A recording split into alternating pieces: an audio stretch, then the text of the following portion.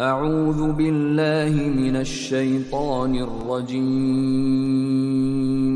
بسم الله الرحمن الرحيم قل كل يعمل على شاكلته فربكم أعلم بمن هو أهدى سبيلا صدق الله العلي العظيم.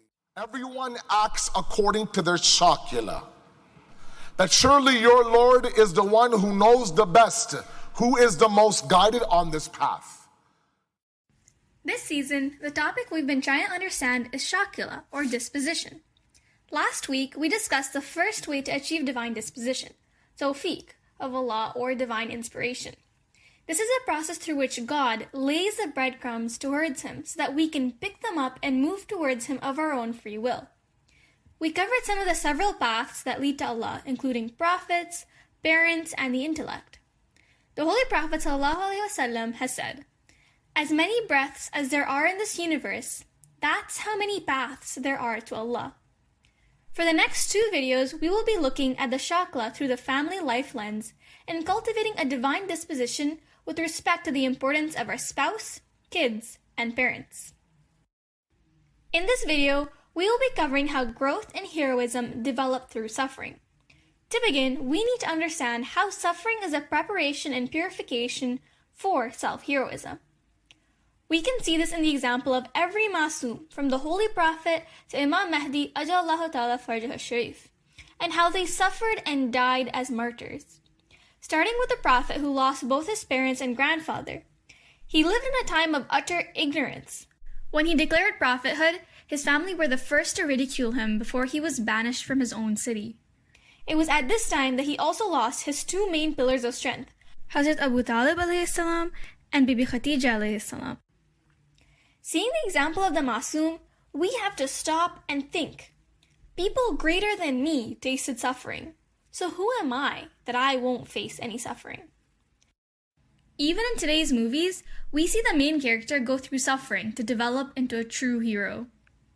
In our life, God does everything for a reason. And among the reasons behind suffering is to make us vulnerable.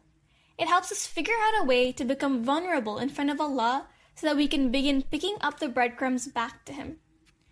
The reason why it's hard for us to accept suffering and to develop our shakilas is that we are living in an identity crisis world.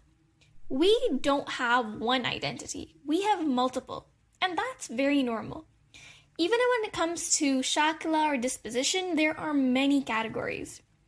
We have the exoteric or apparent disposition, which is shakla zahiri, the bridging disposition, which is shakla wasati, and the core disposition, which is shakla hakiki. All of these play a key role in how we present ourselves. The exoteric disposition is the shell we show people, not truly who we are. We present ourselves differently to different people. We don't like our self-deficiencies and self-doubts. We are self-conscious about many things. We don't like this side of ourselves, so why do we show it to others? So in that case, what do?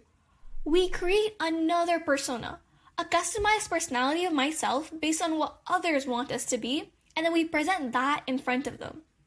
But this persona is nothing like what we want to be.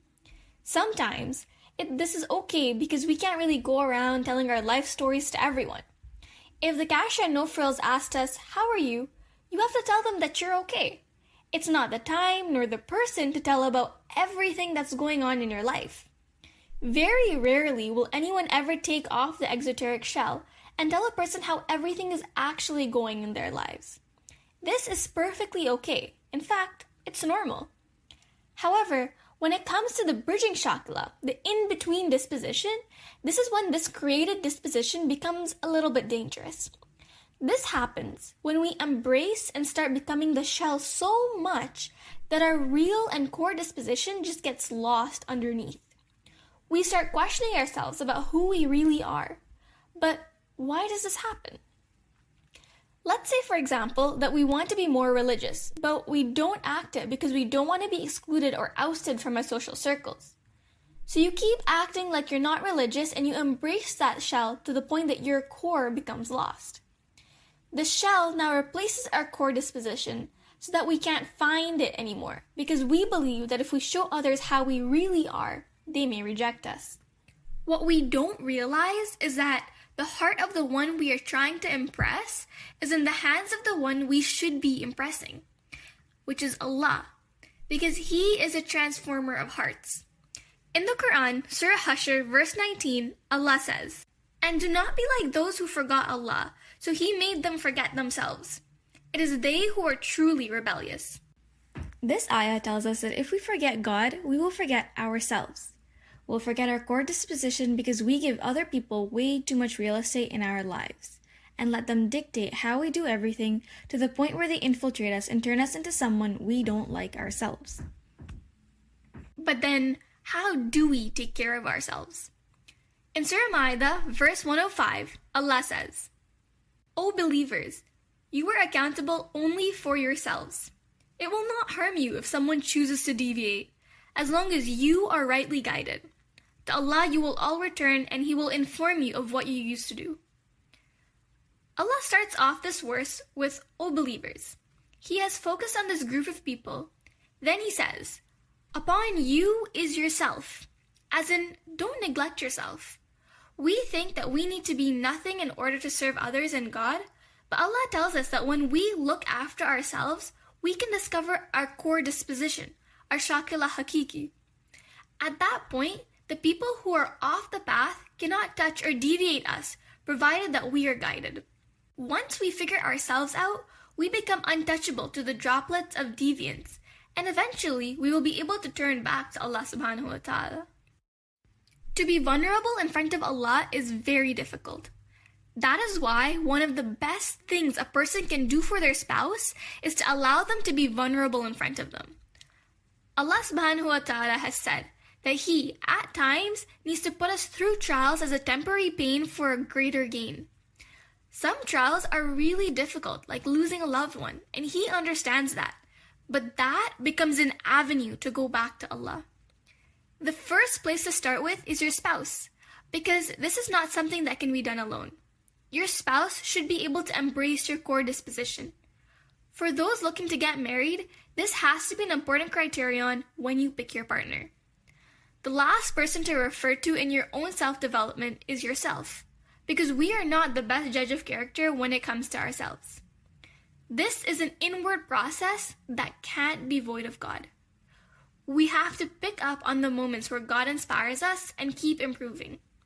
Use the holy months of Muharram and Ramadan as boosts, but we can't go back to the way we were before them. We have to take those habits and lessons with us beyond these months and carry them with us for the rest of the year. Thank you for watching. We've been trying to build our shakla together to make ourselves better. For this week, try to reflect on how you can make the loved ones around you feel that they can show you their core disposition. Good luck and see you next week. يا حسين حسين حسين يا حسين حسين حسين يا حسين حسين حسين